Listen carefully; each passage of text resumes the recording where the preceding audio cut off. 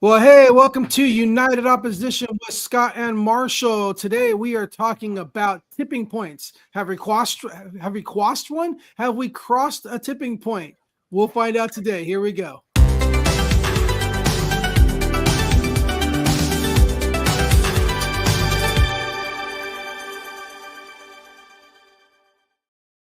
So, Marshall, you tell me, have we crossed the tipping point? Yeah, we crossed it all right. You watched it, rabbit. Yeah. You'll see that my background's a little bit different in that I'm actually at my house right now. So it's a little bit different. I'm in my Lego room. It's my office and my Lego room. I've got all my Lego pieces behind me, and now Marshall can't see me. You couldn't see me before because your glasses were smudged, huh? Yeah, I realized that. I'm like, wait a minute. Why can't I see? We're here. We're talking about tipping points. And speaking of tipping points, I'm about to tip this back and have a little bit of Freedom Water, Freedom 2.0, sponsor 511 Media, which 511 Media is going to be at AmFest. I believe Freedom 2.0 is probably going to be there as well at AmFest. That's where everybody's at. That's why I'm not in the studio, because they're going to be broadcasting from AmFest. I believe it's in Phoenix. It's going to be happening starting, I think, either tomorrow or Thursday and going all the way until Saturday. And so they're going to be there. Just giving a tip to our sponsor, Freedom 2.0. You can go to freedom20.com and get your water there. They're quickly going to be adding flavor packs and stuff there. Yes, you get to add flavor to your water, and your triple filtered water that you get here at Freedom 2.0. And of course, this one is kind of an older one, but it's my this water ain't woke one right here. But a little bit of sip. Let's see if it's a different microphone. Let's see if we can get our little ASMR flavor Freedom 2.0 sip. Here we go. There you go. Get your water there, Freedom 2.0. Oh my! What are you shaking your head for? What are you shaking your head for? Oh boy. Anyway, tipping point. So this is you linked an article from The Hill, which it was odd. The first time you linked it, I tried to go to it and it loaded up. I started reading. You know how you get on on your phone and you're going through a link, and all of a sudden it pops up a pop-up ad. Your iPhone has gotten viruses. Click this link, and I'm like, out. Not even going to check that link anymore. If a website is allowing those types of advertisers to advertise on their website, then I don't necessarily trust that website. But then a friend of ours, Vicky Yates, she posted the same link, and I tried to give it a try again, and then it showed up and I was able to read the article. So I don't know if it was just your link or what happened, but that's what happens when you bootleg Star Wars on your phone. You're watching Star Wars bootlegs, from those illegal download sites. That's what happens, Scott. You get the virus. It's the advertisers. Yeah. Well, I'm glad you got to read it. Okay. And I almost think we should find that article and put it on screen or pull it up somewhere. I think you would be surprised. Well, since I'm having to produce this show myself, I don't know that I even know how to do that on here. I was lucky to get us up and live. I don't know if I can put the link on there, but it was from The Hill, right? Is that the? Yeah. Let me see if I can find it. But the source was definitely conservative. The author was definitely conservative. So I bristled a little bit. But at the end of the day, I think he came to an important conclusion. And the article is called "The Pitchforks Are Here." The pitchforks are here, populist rage, and the rise of moral absolutism. So I don't know if I can share my screen. I guess I would have to hit present and do that. And then, of course, it wants me to do all of this stuff. Well, if you can, that's cool. We can talk about it. But let's see here. Present. Share screen and window, and here it is, and share. All right. Well, I've shared it. I don't know if it's sharing. There it is. Okay, and let's go up here. So here's the article, and here's the ad, and here's the pop-up. And this is an article that I remember from 10 years ago, Nick Hanauer talking about the pitchforks are coming for the plutocrats. And everything has kind of come true. So is this an old article? No, this is a new article, Okay. but he's going back to an article published 10 years ago by billionaire Nick Hanauer, who basically was one of the first people to blow the whistle and say, hey, danger, danger, you need to pay attention. Things are getting bad. Mhm. And, you know, as he says, the warning signs are flashing red. And he talks about, you know, the cause behind this. And so I think we'll start with that, even though I think the causes we're past the point where the causes matter. Mhm. He talks about how people they don't know how to disagree. You know, they don't know how to have a civil disagreement. They don't know how They to do. should have been watching us.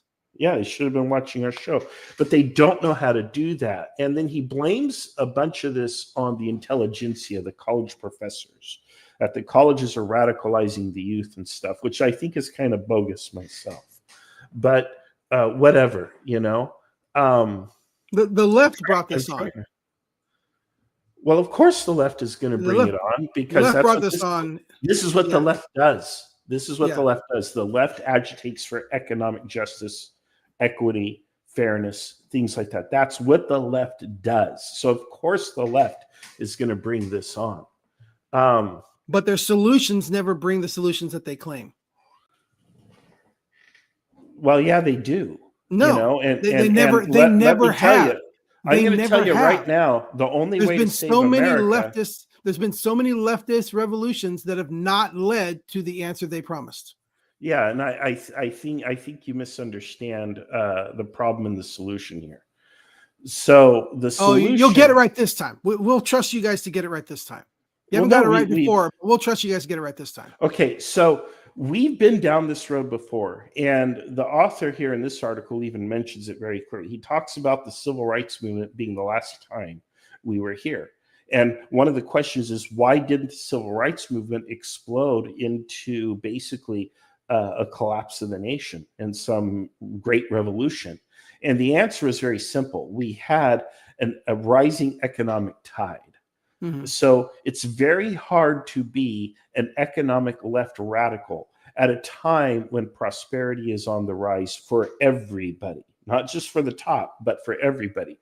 When it is very easy to go out and get a job, whether you're flipping burgers or whatever, just a very basic starter job, and it pays well, and you can pay bills, and you can buy a car and rent an apartment. It is very hard to argue from the left that you need some kind of economic justice because people are satisfied.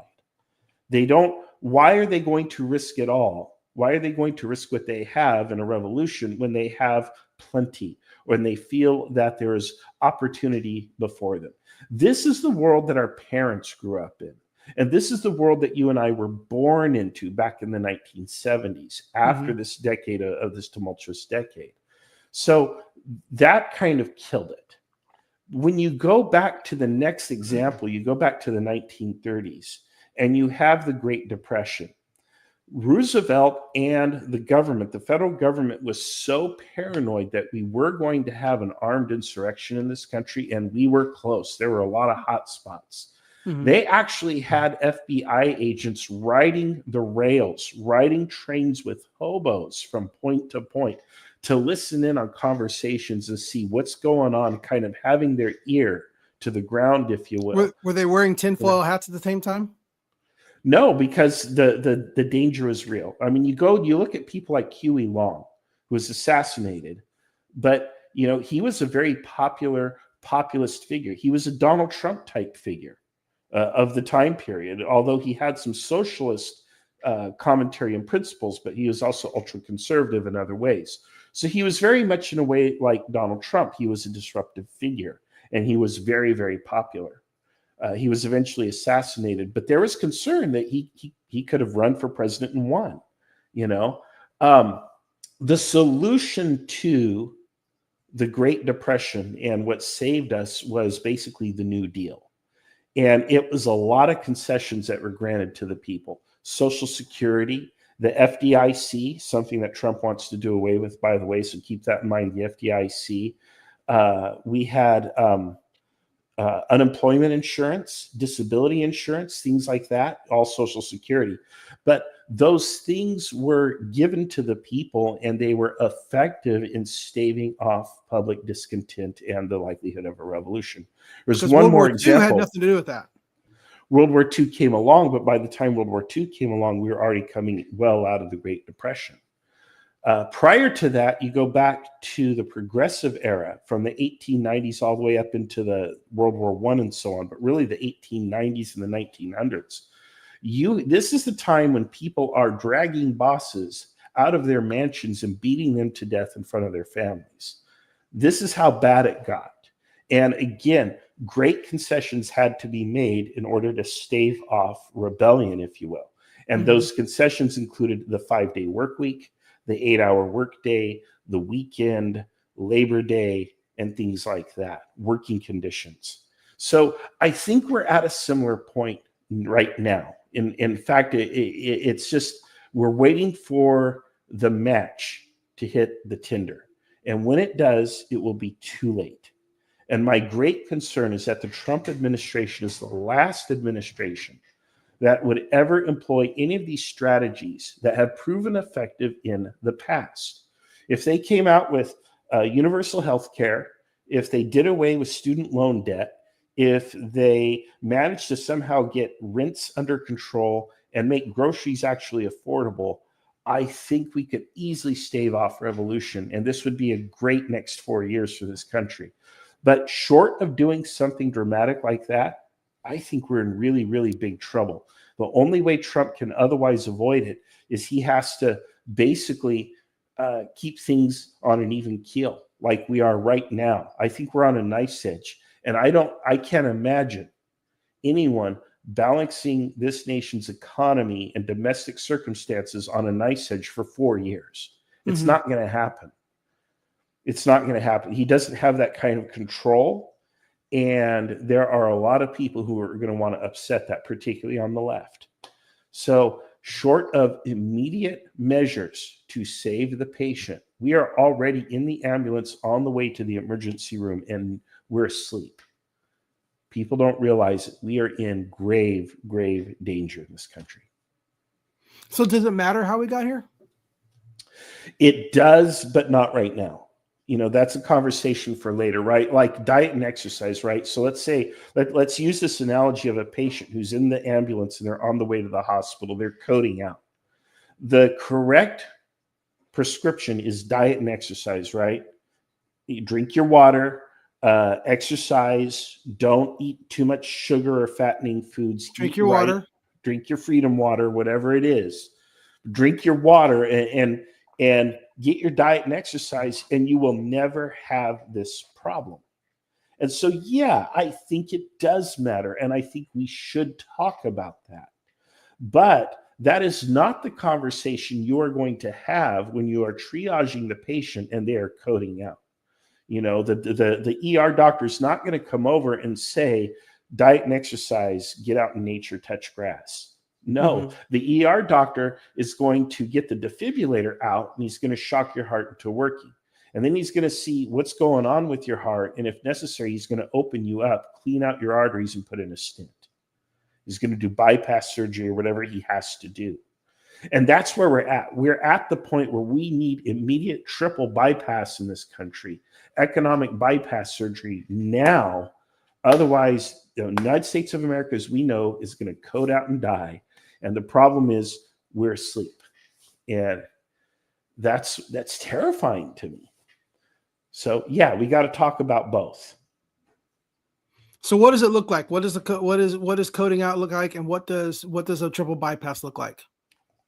Well, the coding out looks like sometime in the spring when people can be outside at night without freezing to death. There'll be some sort of event or incident that causes public unrest.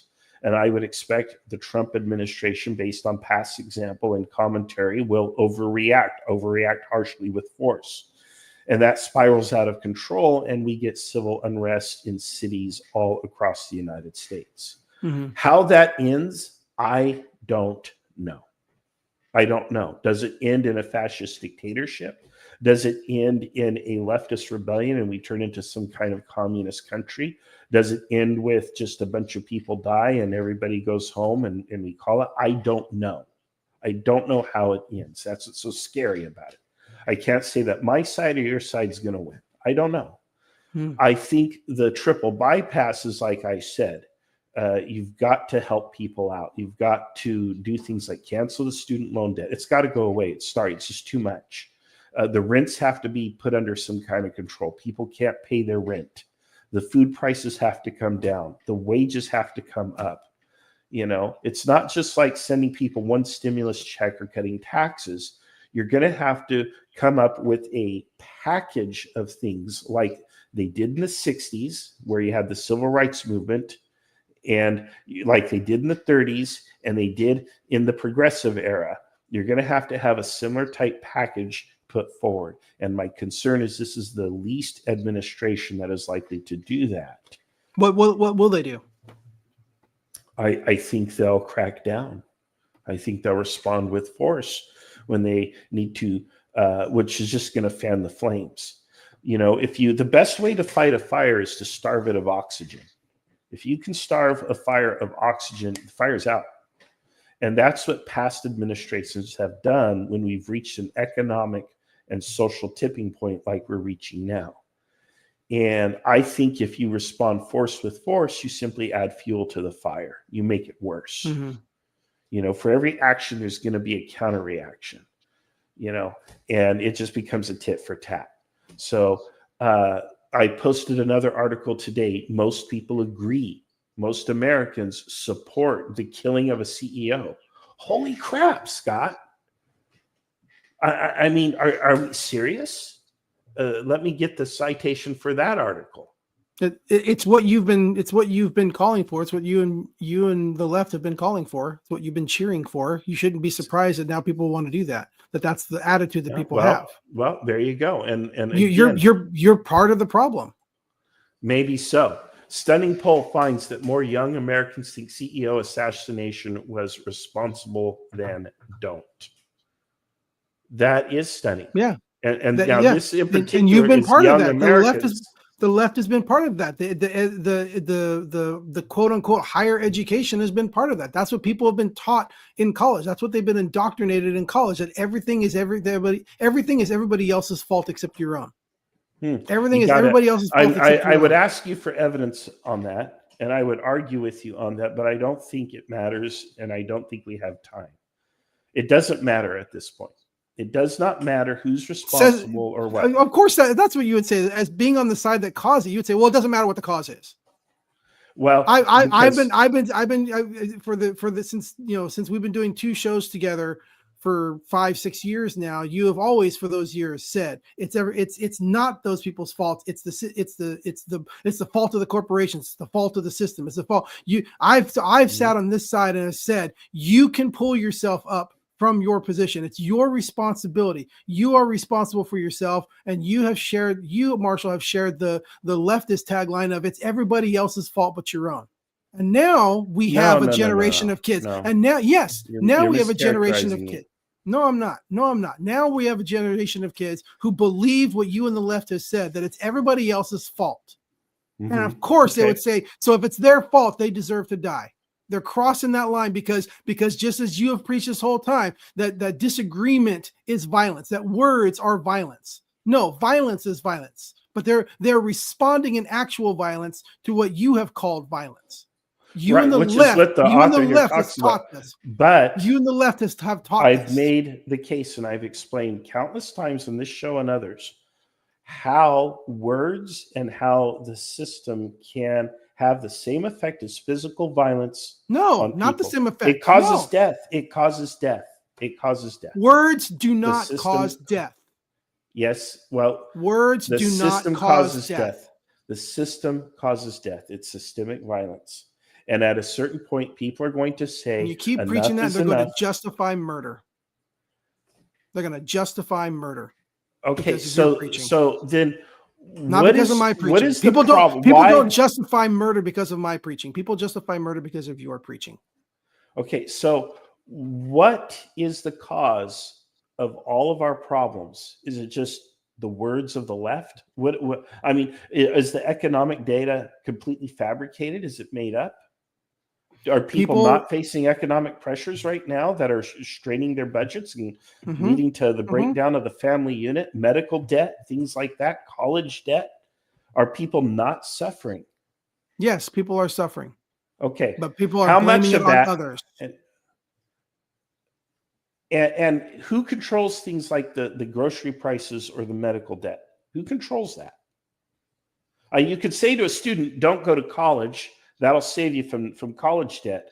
But what Mhm. about the medical debt? What if they have a condition, or what if they have an accident? What if they get old or something happens? What if Like something us. happens to a family member, just like us?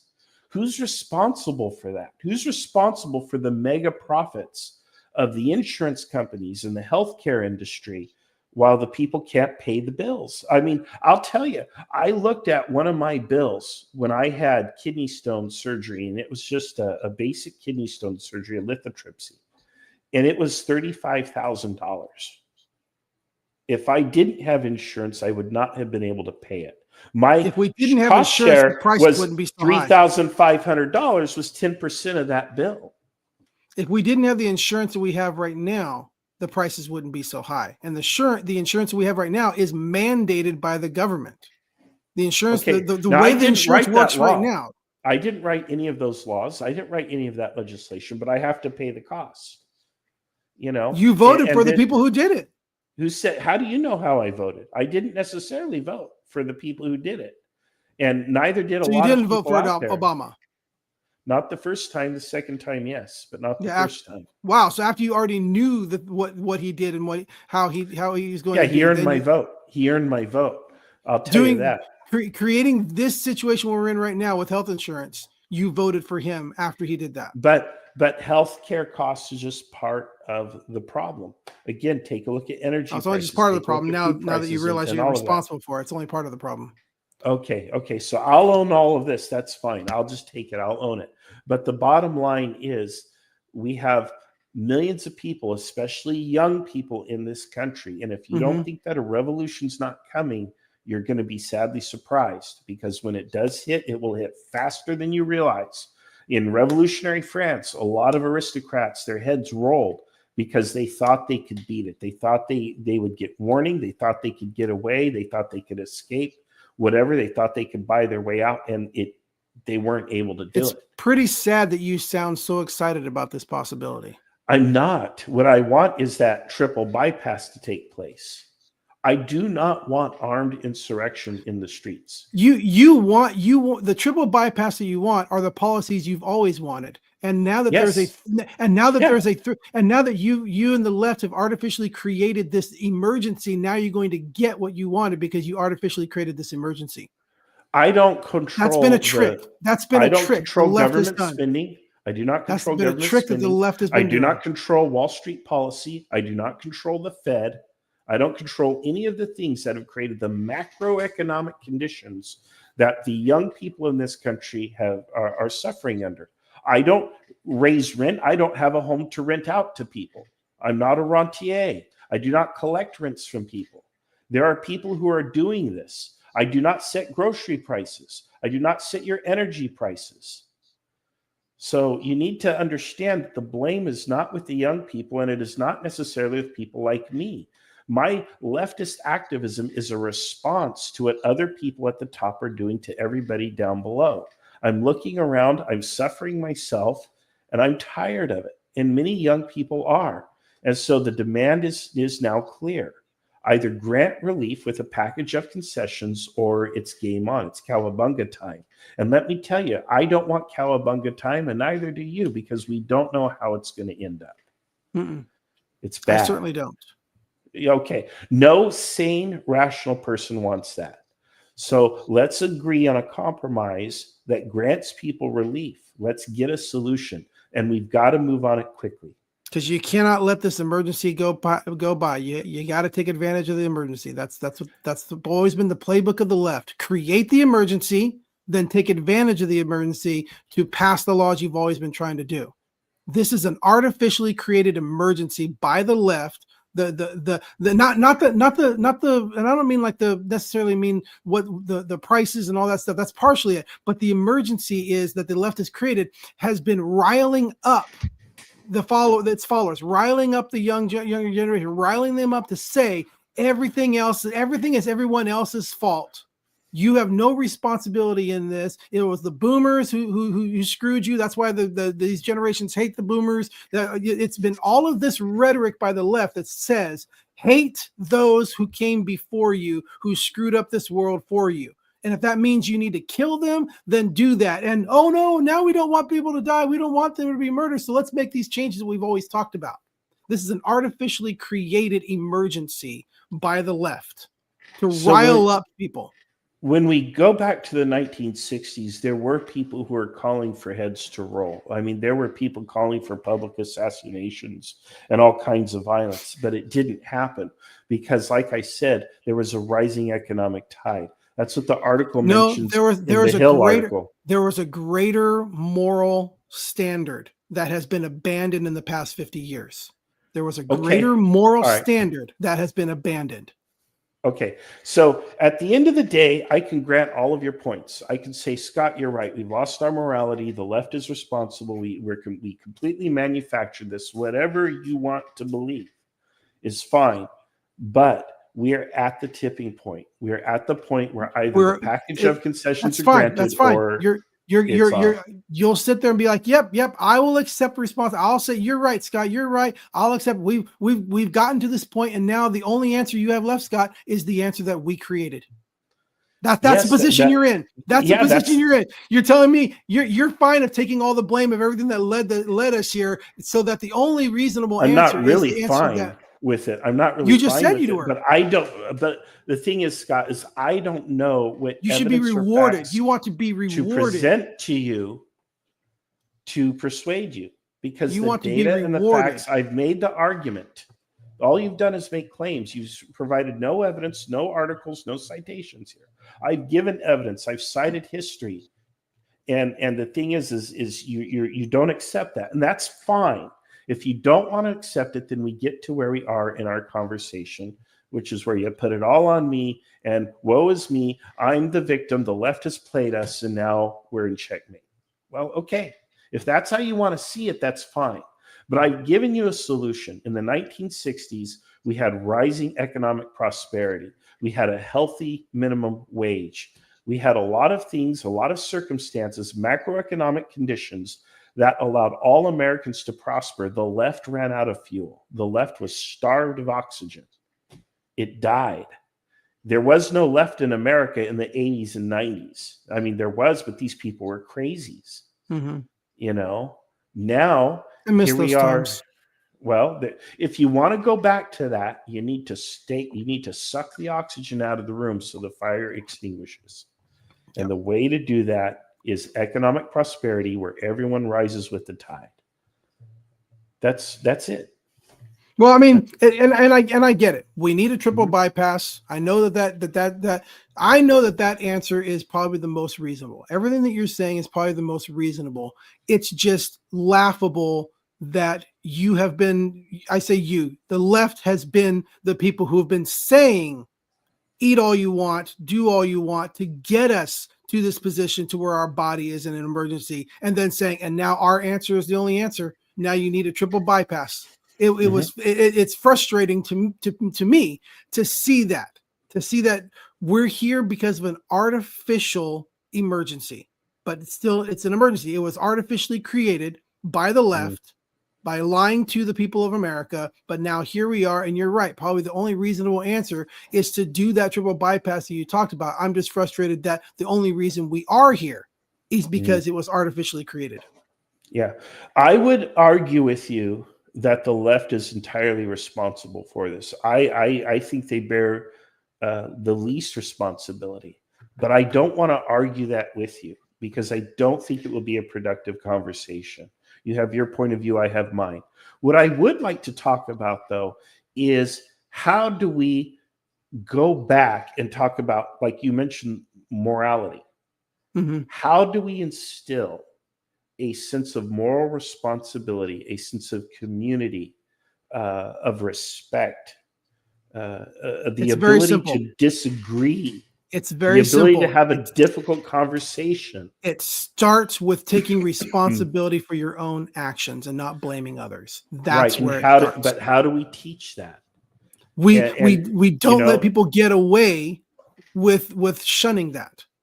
We don't let people get away with shunning model that. it. I think we model it. Yep. It has to be modeled. Okay. But we But also it has have to but hold it has to- people in positions of authority accountable for their words and their deeds. And that's also part of it. Yes. You know, But we don't, but you always, you cannot change what others do, but you can change what you do. You cannot Correct. change other people. You cannot force Right. change on people. You cannot force people to change. You can force change on people, but you still can't force them to change. Change has to happen at the individual level. You have to take responsibility for your own actions, for your own place in society. You have to take responsibility for that. If your marriage fell apart, you got to take it. I'm not pointing that either. I'm just saying, if kids are being raised without both parents, that's a responsibility of the parents. It's not some systemic problem. You make that choice.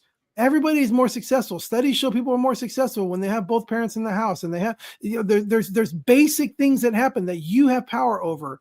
If you just go, if you graduate and get a job and don't have a kid before you're married, you have a 75% chance of being in the middle class. Just do those three things.